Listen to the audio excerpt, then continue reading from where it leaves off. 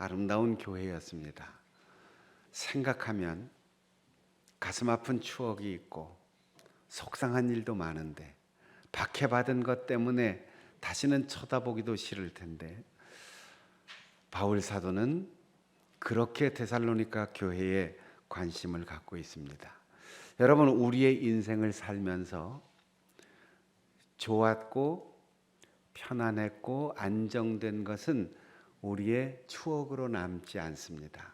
아프고 쓰리고 힘들었던 고통이 오히려 우리에게 추억으로 남습니다. 왜냐하면 우리가 그것을 통해서 배우고 그것을 통해서 성장하고 성숙하고 그것을 통해서 나이만큼 어른이 되고 그것을 통해서 인생이 무엇인가를 알기 때문입니다. 바울 사도는 잠시 스쳐가듯 복음을 전했던 데살로니가에서 목숨의 위협을 받는 상황에서 그것을 도망치듯 나와야 했습니다.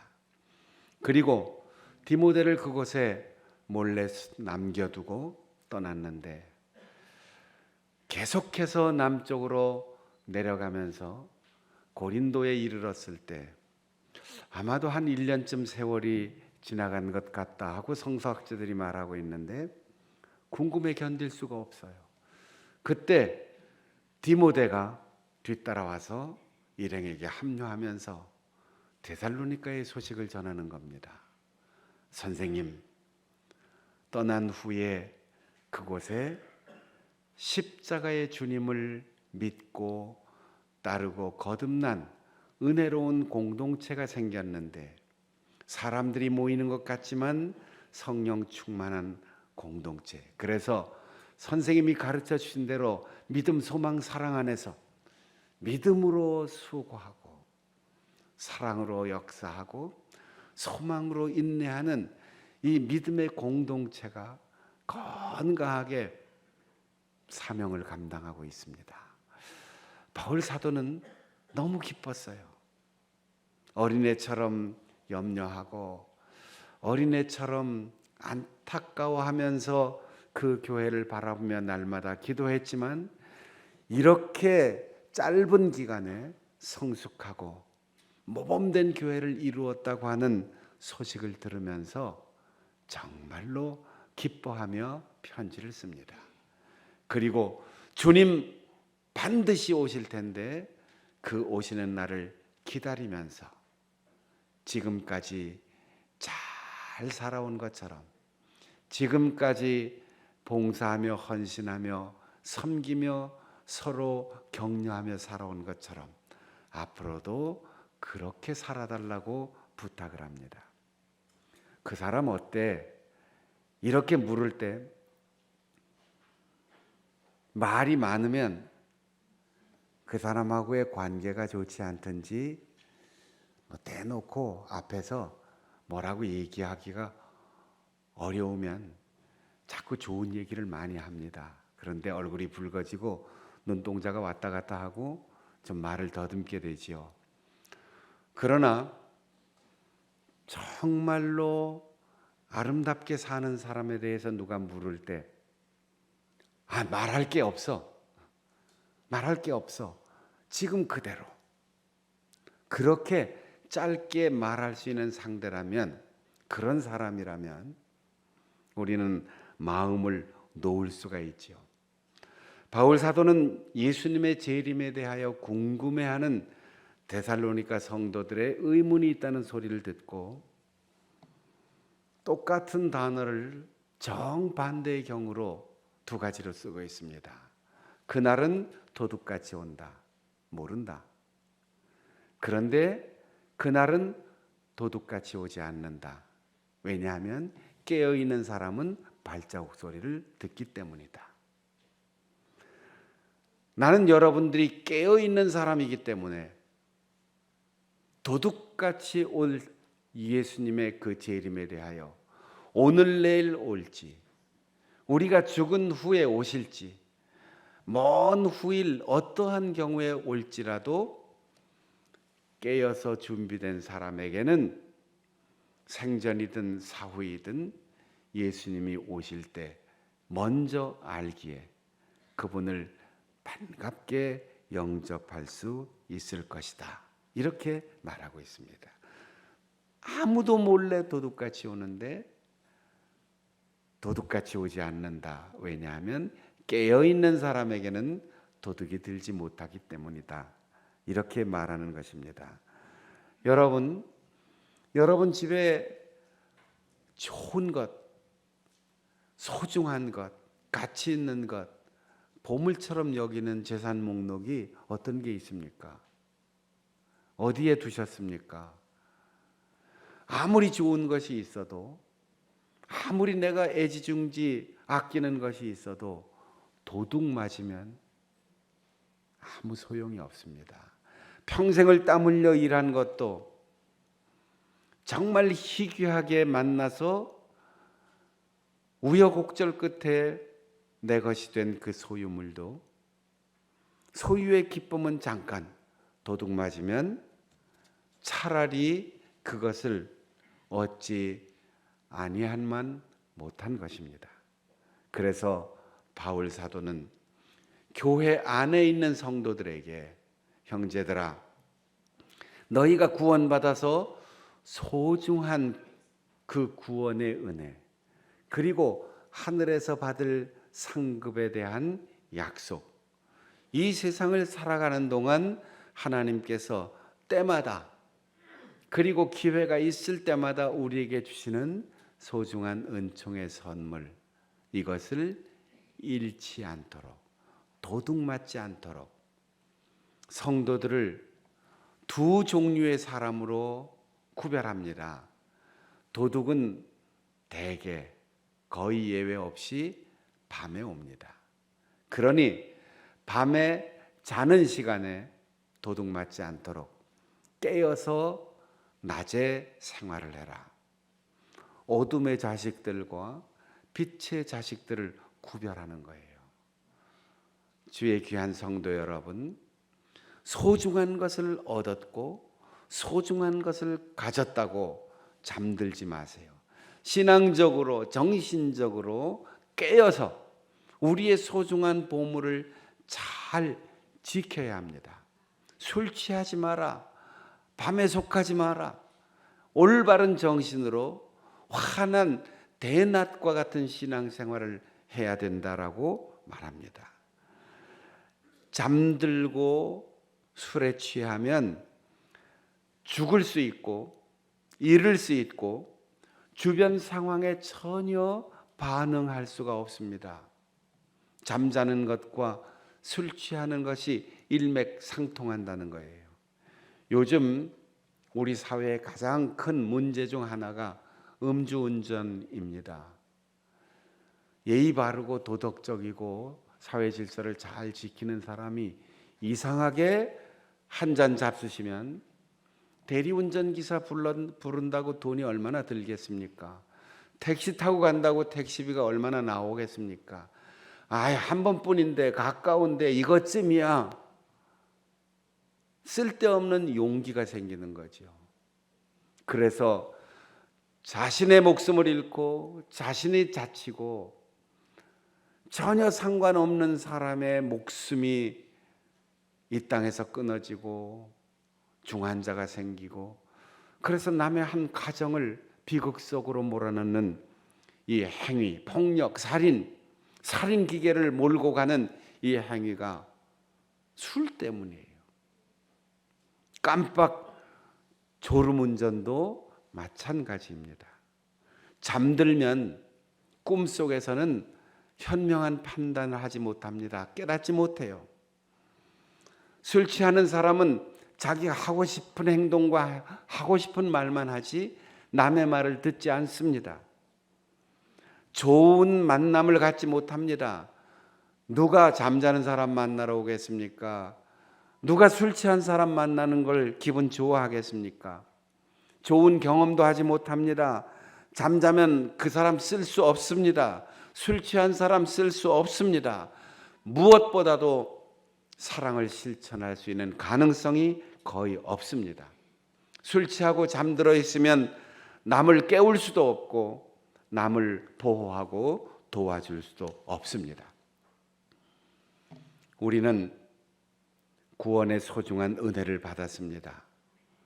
말씀과 성령으로 날마다 우리를 깨우치시는 하나님의 음성을 듣습니다. 귀를 막고 눈을 막고 잠들어 어둠의 자식으로 살지 말고 환한 대낮에 환한 빛으로 우리를 둘러 비추시는 그 빛의 자녀로서 우리 주변 상황을 예리하게 인식하고 도둑이 내 소중한 것을 빼앗아가지 않도록 깨어서 지키고 나뿐 아니라 내 가족과 우리 교회와 우리의 이웃을 지켜줄 수 있는 빛의 자녀로 살아갈 수 있기를 바랍니다. 낮에 속한 사람은 그러면 빛의 자녀들은 어떻게 사는가? 정신을 차리라. 정신을 차리라. 졸다가 벌떡 일어나면 어질어질하지요. 사태 파악이 잘 안 되지요. 금방 잠에서 깨어난 사람은 엉뚱한 소리를 하죠.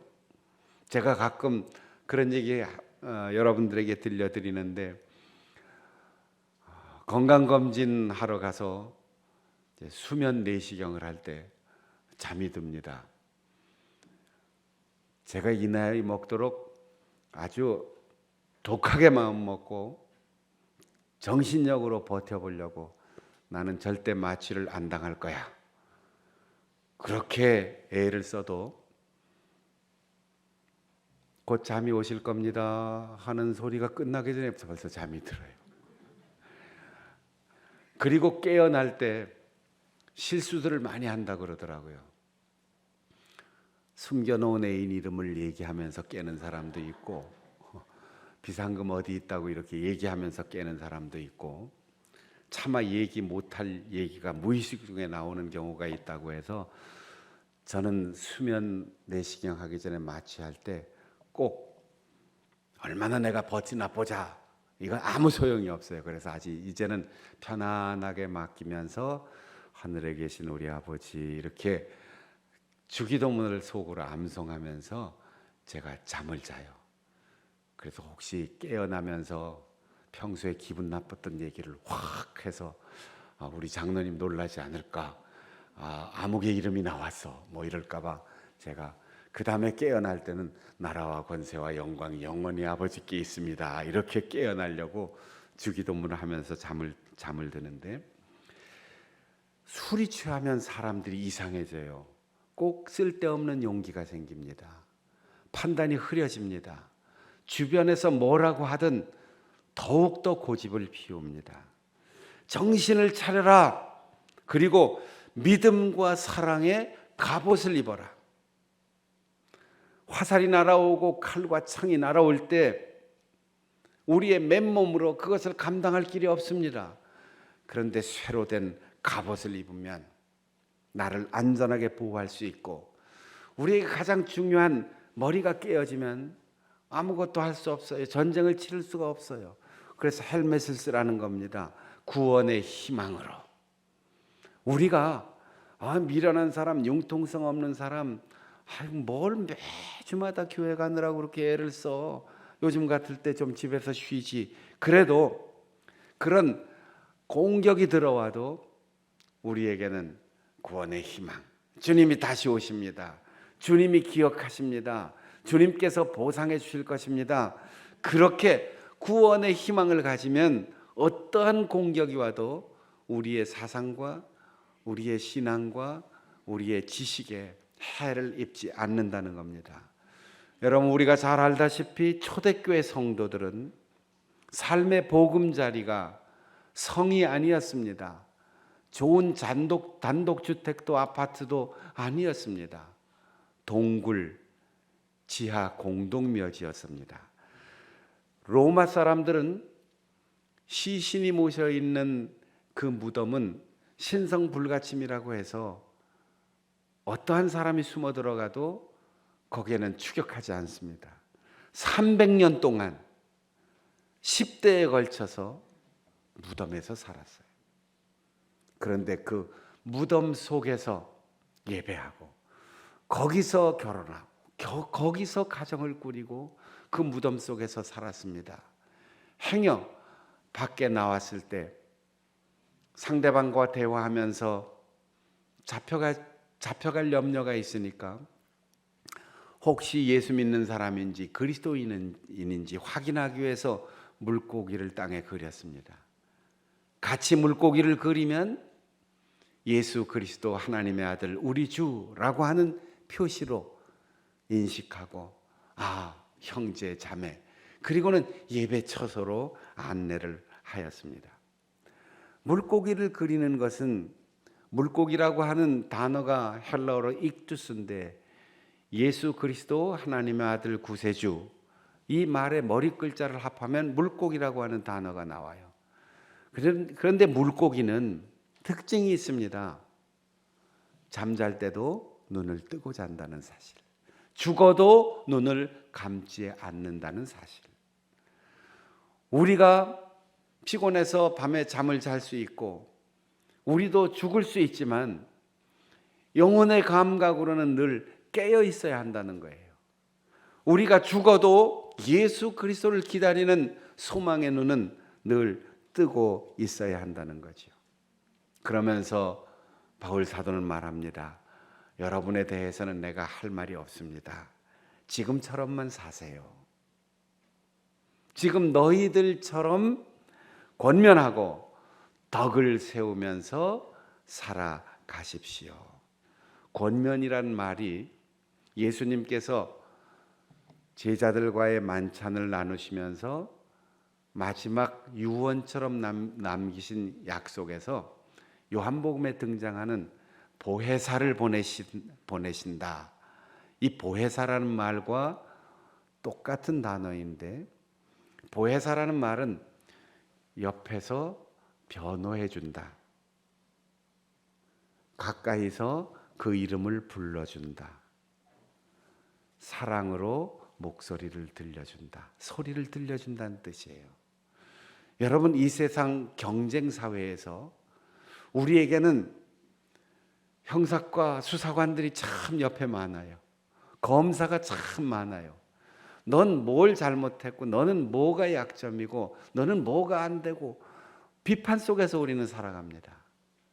그러나 우리 믿음의 식구들은 다 변호사처럼 살아갔으면 좋겠어요. 약점이 있지만 이런 좋은 점들이 있습니다. 실수도 했지만 이렇게 잘한 일도 있습니다. 한번 기회를 주면 다시 살 수 있는 가능성이 있습니다. 그렇게 옆에서 변호해 주는 자, 그게 권면입니다. 그것이 성령의 역할이고 그것이 그리스도인들의 사역입니다. 우리가 길 가다가 서로 잘 아는 사이인데 못 본 척하고 지나가면 서운하지요? 내가 미처 못 봤는데 지나가면서 순영 씨, 목사님, 장로님 이렇게 목소리를 들려주고 불러주면 얼마나 반갑겠습니까? 사랑하는 성도 여러분, 여러분이 모두 곁에서 비판하거나 비난하거나 약점을 지적하지 말고 성령의 사역으로 위로해주고 격려해주고 그 이름을 불러주는 따뜻한 목소리의 주인공들이 될 수 있기를 바랍니다. 덕을 세우라 그랬어요. 덕을 베풀라 이렇게 말하지 않고 집을 짓는 용어로 세우라 그랬습니다. 여러분, 우리는 기초를 든든하게 닦았습니다. 설계도도 다 있습니다. 재료도 다 준비됐습니다. 그렇다고 좋은 집에 사는 게 아니에요. 하나하나 벽돌을 놓듯 하나하나 구조물을 맞추듯이 그 한 예수 그리스도의 터 위에 하나님이 주신 재료를 가지고 집을 지어야지 돼요. 예수님께서 세상의 모든 사람들은 집을 짓는 것과 같다. 그 세운 공력을 따라서 마지막에 불과 물의 심판이 있을 텐데 흔들리지 않고 불타지 않는 그런 든든한 집을 지어라, 그렇게 말씀하신 적이 있습니다. 바울 사도는 데살로니가 교회의 좋은 소문을 들으면서 서로 위로하고 격려하고 칭찬하고 그렇게 권면하면서 급하지 않게, 그러나 게으르지 않게 깨어서 착실하게 인생의 집을 지어가고 교회를 든든하게 형성해가는 그들을 너희가 지금 하고 있는 것처럼 그대로만 계속해라, 그렇게 칭찬하고 있는 것입니다. 여러분, 우리에게 재료가 없는 게 문제가 아니에요. 우리에게 터가 없는 게 문제가 아니에요. 우리의 신앙생활에 성경 공부가 없고, 우리 신앙생활에 예배가 없고, 우리 신앙생활에 열정과 사랑이 없는 게 문제가 아니에요. 변덕이 심하다는 거예요. 어제는 좋았는데 오늘은 불안해요. 청년 때는 잘하더니 나이 좀 먹으면서 달라져요. 처음 세례를 받고 처음 집사님, 권사님, 장로님, 목사님 그런 이름으로 임직하고 결심하고 손들고 서약할 때는 뜨거운 열정을 가지고 시작했는데 1년도 안 가서 2년도 안 가서 몇 년 가지 않아서 점점 나태해 잠을 자고 점점 술 취한 사람처럼 갈짓자로 움직이는 이 모양이 바울 사도가 경계한 겁니다. 그대로 해라, 그대로 해라, 변함없이 해라, 변덕 부리지 마라. 400년 전 아메리카 대륙에 정착한 유럽의 이주민들은 금을 찾아서 간 게 아닙니다.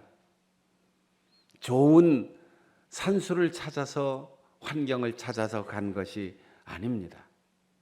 그들은 가장 좋은 역사, 문화, 환경, 전통에서 그것을 다 포기하고 오직 신앙의 자유, 그것 하나를 찾아서 목숨을 걸고 긴 항해 끝에 신대륙에 정착했습니다. 기다리는 것은 풍토병과 인디언들의 공격과 그리고 많은 사람들, 소중한 가족들을 잃는 죽음이었습니다. 추위와 굶주림을 겪어야 했습니다. 그리고 1년 후에 옥수수 몇 알을 거두고 자기들에게 농사법을 가르쳐준 인디안들 몇 사람을 초청하고 거기에서 가난하고 아무것도 풍성하게 소유하지 못했으면서도 추위와 굶주림 속에 살아있음을 감사하고 많지 않아도 옥수수 몇 알이 있음을 감사하고 화려하지 않아도 먹을 수 있음에 감사하고 가족을 잃었어도 새로운 이웃을 얻었음을 감사하고 다 잃었어도 자유를 얻고 참된 신앙을 지키고 희망을 얻고 오늘 우리가 이 땅에서 거둔 곡식 몇 알이 앞으로 100년, 200년, 300년 후에 이 아메리카 대륙에서 살아갈 우리의 후손들이 세계에 부강한 나라가 될 것, 신앙의 자유를 보장하는 아름다운 나라가 될 것을